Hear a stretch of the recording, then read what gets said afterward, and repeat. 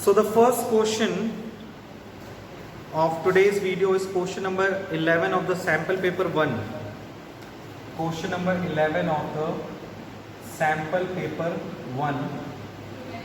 And the question says that X Limited purchase a running business from Y Limited payable by issue of equity share of rupees 10 each, 8 paid up. The assets and liabilities consist of the following. Question कह रहा है कि X limited क्या कर रहा है, वो purchase कर रहा है बिजनेस. किसका बिजनेस परचेज कर रहा है? Y लिमिटेड का.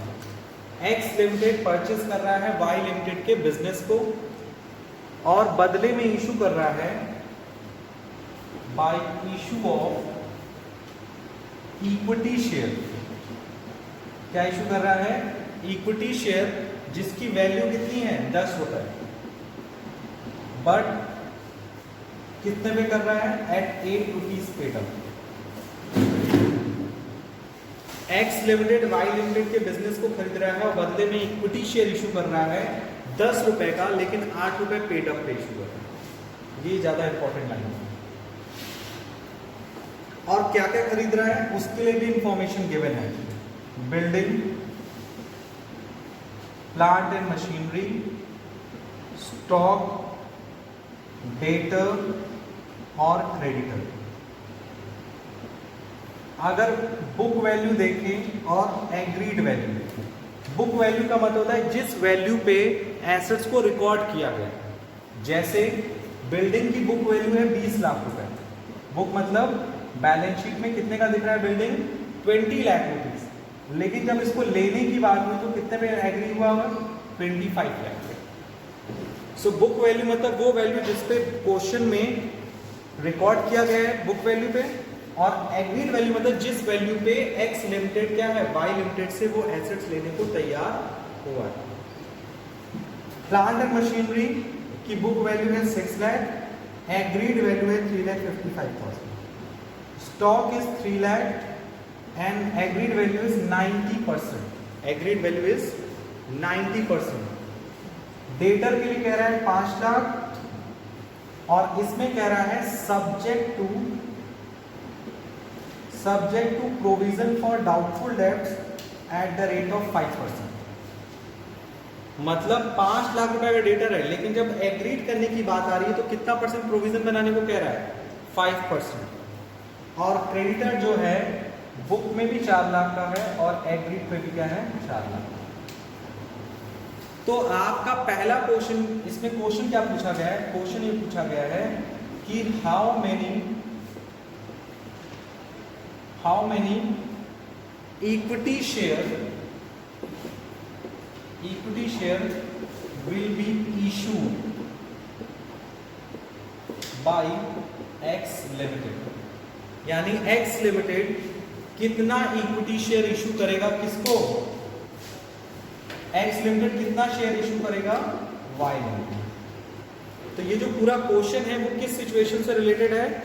This situation is called issue of share for consideration other than cash. इसमें कंपनी शेयर इशू कर रही है लेकिन बदले में कैश नहीं मिल रहा. बदले में क्या मिल रहा है? बिजनेस मिल रहा है. तो इसका 2 तरीका है, या तो पूरी जर्नल एंट्री पास करो फिर आंसर निकालो, या डायरेक्ट करो. डायरेक्ट कैसे करेंगे? सबसे पहले आप निकालोगे परचेस कंसिडरेशन, क्योंकि मैंने आपको फॉर्मूला बताया है number of issue share equals to purchase consideration divided by issue price. सबसे पहला स्टेप क्या है हमारा? क्या निकालना होगा? Purchase consideration. परचेस कंसिडरेशन कैसे निकलता है? जितनी एसेट्स हैं सबको क्या कर दो? ऐड कर दो, और लायबिलिटीज को क्या कर दो? माइनस कर दो. अब सवाल उठता है सर वैल्यू कौन सी लेंगे, बुक वैल्यू की एग्रीड वैल्यू? तो right answer is agreed value. जिस वैल्यू पे दोनों एग्री हुए हैं कि खरीदेंगे बेचेंगे इस वैल्यू पे, हम वही वैल्यू क्या करेंगे? टेक ओवर करेंगे. तो आप सारी एसेट जोड़ लो, देख लो. 20 लाख 25, हमें 20 लाख से मतलब ही नहीं, किससे मतलब? 25 लाख से. 6 लाख को कितने में टेक ओवर हो रहा है? 3,55,000। 3,55,000 से मतलब है स्टॉक कितने परसेंट पे टेक ओवर हो रहा है? 90%। तो 3 लाख का 90% कितना आएगा? 2,70,000। डेटर को क्या बोला है? 5% प्रोविजन। सो प्रोविजन से डेटर बढ़ता है कि घटता है? घटता है। 5 लाख पे कितना प्रोविजन बनाना है? 5 लाख का हमें बनाना है 5%। तो 5 लाख का 5% कितना आ जाएगा? 25,000। सो 5 लाख का 25,000 आया तो कितना बचा? 475। सारी एसेट्स को जोड़ दो, कितना आ रहा है? 1 2 3 5 5 10 1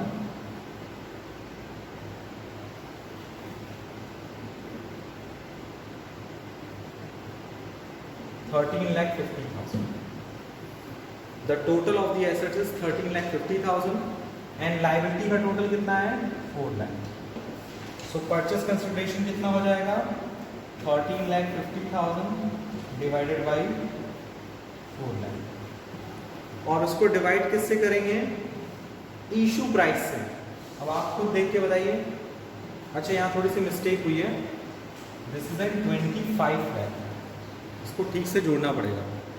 so now the total assets is 36 lakh and total of liabilities is 4 lakh and issue price क्या लेगा? इशू प्राइस हमारा क्या होगा यहाँ पर? इशू प्राइस विल बी, कितने रुपए पे शेयर है? 10 रुपए पे।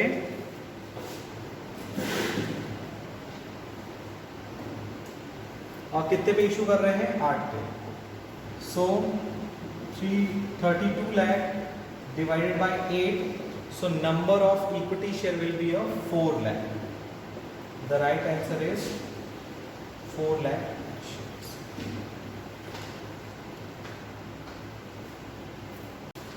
The next question is question number 45B, which are given in your book.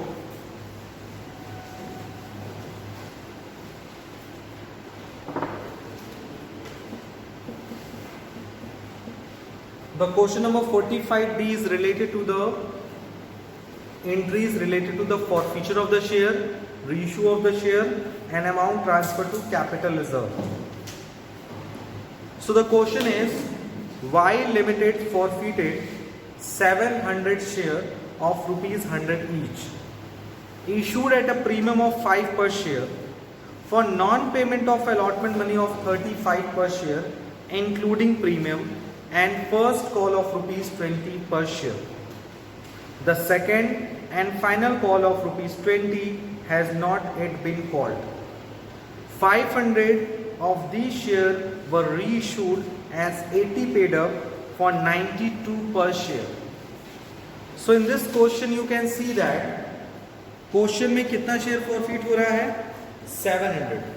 कितने का शेयर था? 100 रुपए का। प्रीमियम है 5 रुपए। इसको मैं समरी बता देता हूँ। वाई लिमिटेड क्या कर रही है? फॉरफिट कर रही है 700 शेयर। कितना शेयर फॉरफिट कर रही है? 700 share at the rate of 100 each at a premium of ₹5।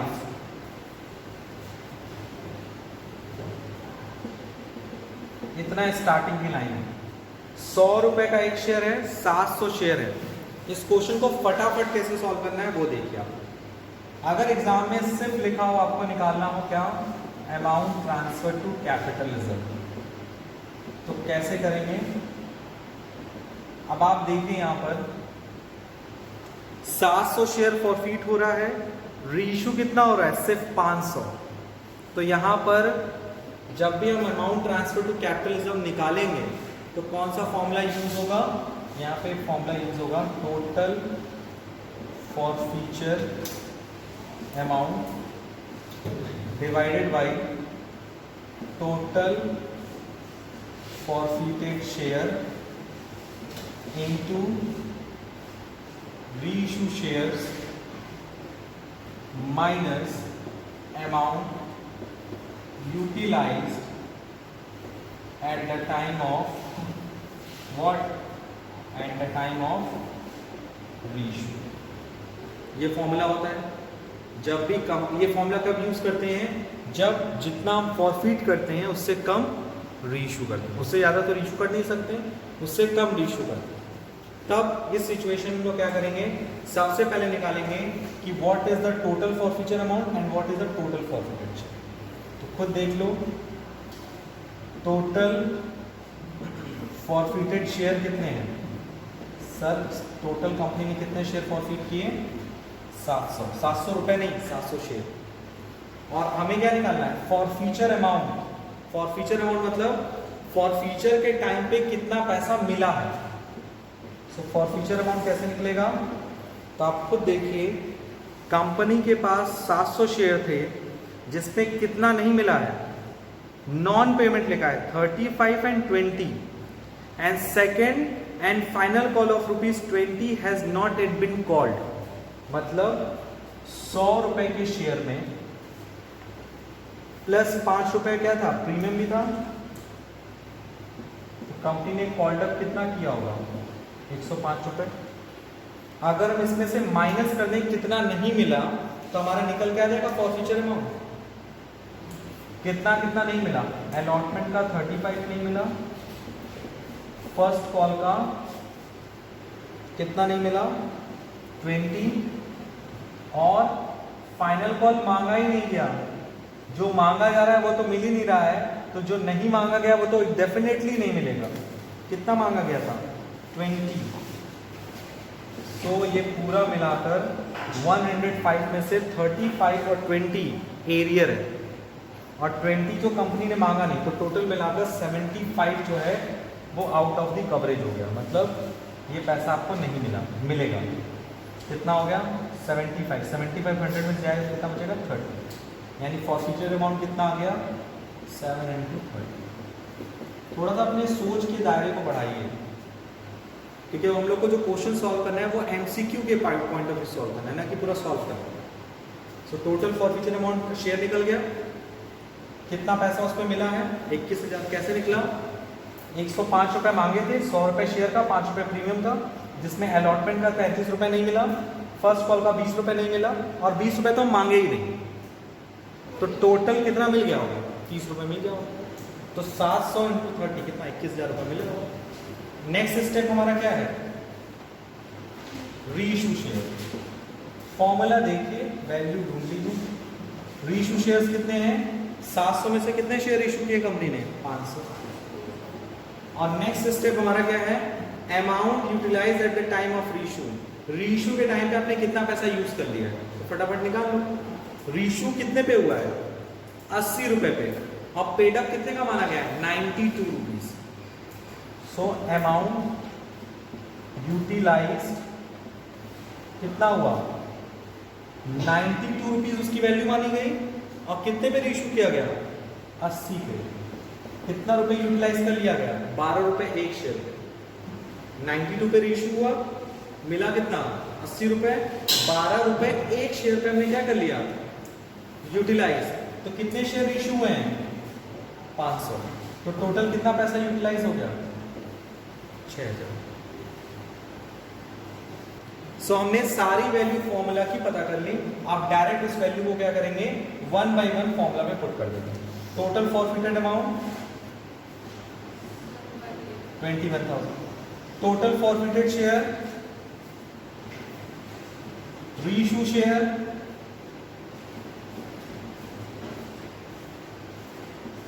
Minus amount utilise at the time of reissue 6,000। निकाल लो कितना आ गया? 30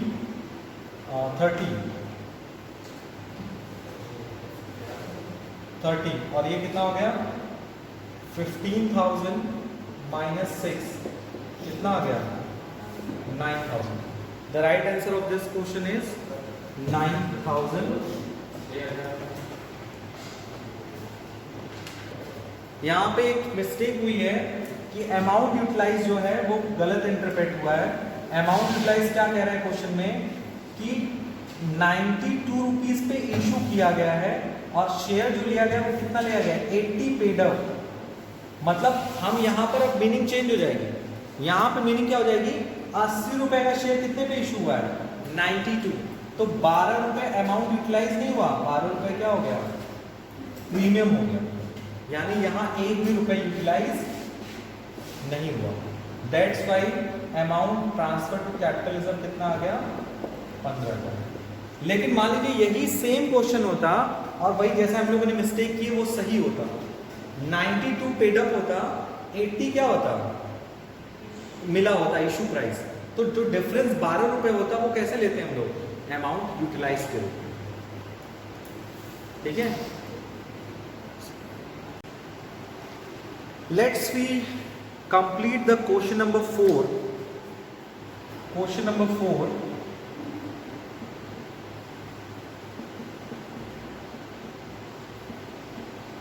of RT4, RT1.4, RT2.4, the question number 4 of RT2.4, and the question is Luck Limited invited application for issuing 75,000 share of rupees 10 each at a premium of rupees 8 per share. The amount was payable as follows.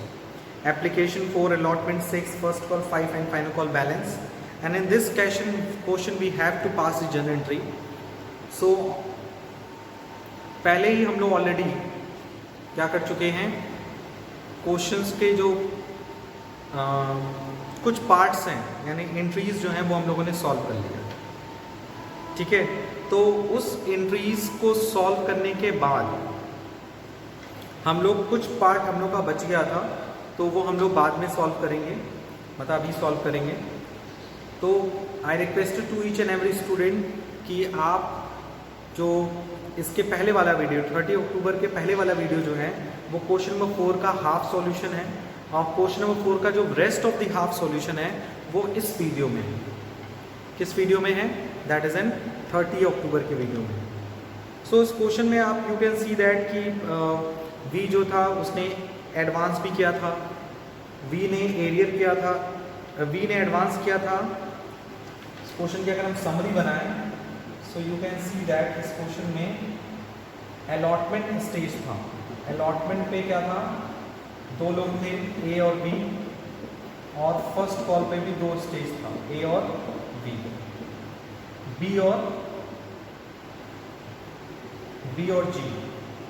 तो इसने arrear किया था और first call पे इसने arrear किया था, इसने एडवांस किया था फर्स्ट कॉल पे, किसका फर्स्ट कॉल का और फाइनल कॉल, और जी ने एडवांस किया था सिर्फ और सिर्फ फाइनल कॉल। ओके, सो ये कुछ समरी थी इस क्वेश्चन की, इसलिए ये क्वेश्चन बाकी क्वेश्चन से काफी अलग है।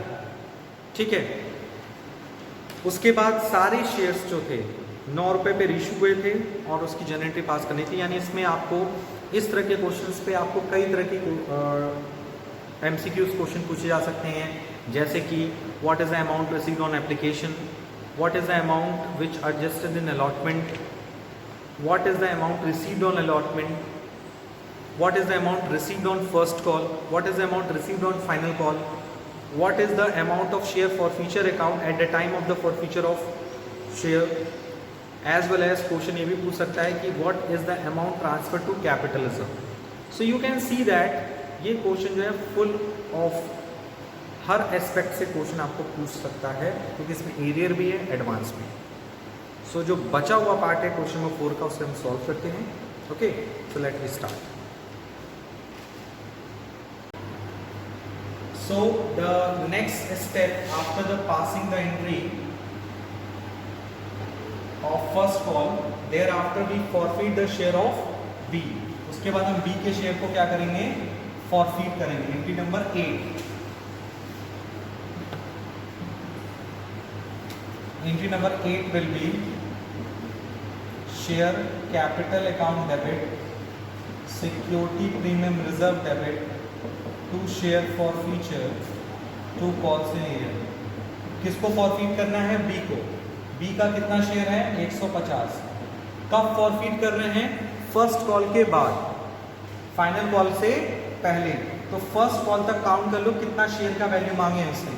43729 1350। प्रीमियम में क्या लिखते हैं, जितना पैसा नहीं मिला। तो कॉमन सेंस यूज करो, एप्लीकेशन दिया, अलॉटमेंट दिया तो मिल गया, फर्स्ट कॉल नहीं दिया तो 1 रुपये प्रीमियम का उसने नहीं दिया। फॉर फ्यूचर में क्या लिखते हैं, जितना मिला। एरियर में क्या लिखते हैं, जितना नहीं मिला। तो हमने मेहनत करके एरियर निकाल के बैठा हुआ।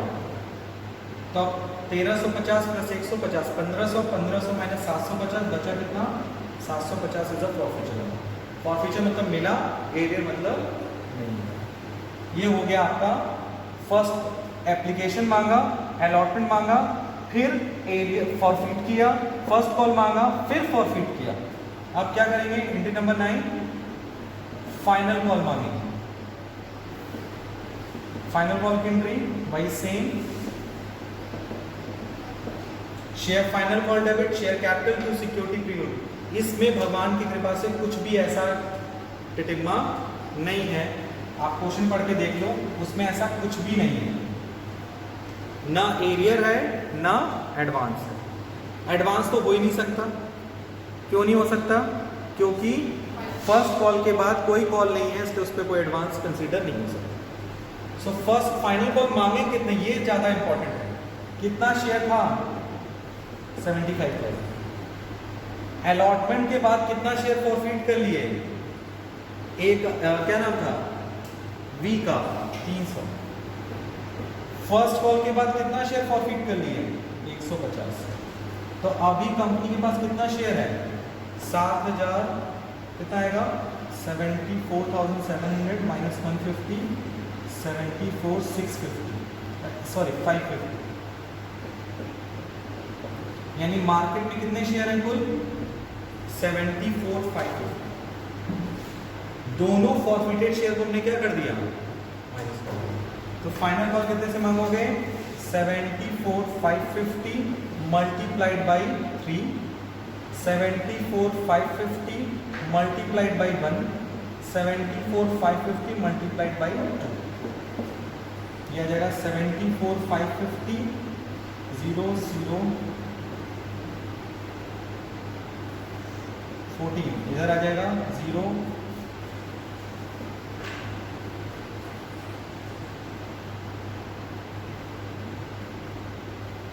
यह आ जाएगा 2,23,650 एंट्री नंबर 9। फिर एंट्री नंबर 9 के बाद क्या करेंगे, एंट्री नंबर 10 अमाउंट रिसीव करेंगे।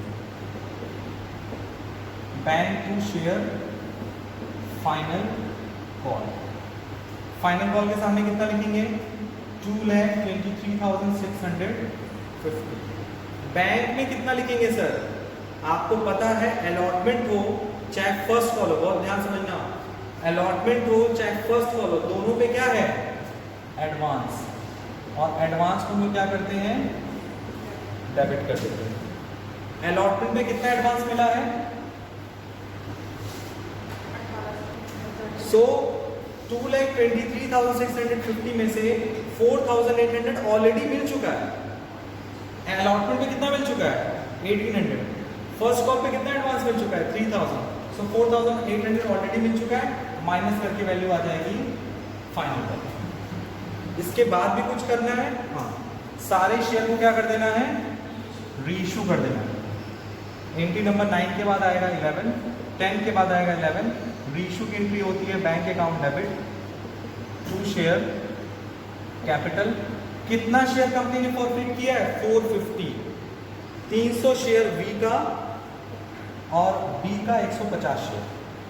टोटल कितना शेयर फॉरफिट किया है कंपनी ने, 150। और कैसे रीइश्यू कर रही है, अकॉर्डिंग टू द क्वेश्चन सारा शेयर रीइश्यू हो रहा है 9 पर share fully paid up. Fully paid up का मतलब क्या मानते हैं, 10 रुपए। और कितने पे इशू हो रहा है, 9 रुपए पे। बाकी पैसा किससे एडजस्ट होगा, शेयर फॉरफिचर से। और एंट्री नंबर 11 के बाद क्या आएगा, entry number 12 share forfeiture debit to capital reserve. अब कैपिटल रिजर्व की अमाउंट निकालने के लिए मैंने क्या बताया था, 3 होता है। पहला, जब सारा शेयर, जब कोई शेयर इशू ना हो, जब सारा शेयर इशू हो जाए, जब part of the share issue हो। तो क्वेश्चन देखिए क्या समझ में आ रहा है, कितना शेयर फॉरफिट हुआ, 450। रीइशू क्या कह रहा है क्वेश्चन में, ऑल द फॉरफिटेड शेयर, मतलब सारा शेयर क्या हो गया, रीइशू हो गया। तो कैसे निकालते हैं capital reserve, total forfeiture money को ऐड कर देते हैं। तो ए, आप चाहें तो इतना लंबा मुझे खींचने की जरूरत नहीं है। ए का फॉरफिचर अमाउंट कितना है, ए का फॉरफिचर अमाउंट जल्दी से बताओ, ए का फॉरफिचर अमाउंट है 600, जब ए को हम फॉरफिट किए आफ्टर अलॉटमेंट और बी को हम फॉरफिट किए आफ्टर फर्स्ट कॉल, तो बी का फॉरफिचर अमाउंट कितना हो गया 750, दोनों मिला के फॉरफिचर अमाउंट कितना आ गया 1350। उसमें से कितना यूज कर लिया eight the time of reissue 150, कितना रीइशू कर लिया, कितना यूज कर लिया 150, बचा कितना 1200, कहाँ जाएगा कैपिटल, क्योंकि यहाँ कंपनी ने सारा का सारा शेयर इशू कर दिया है। That's all.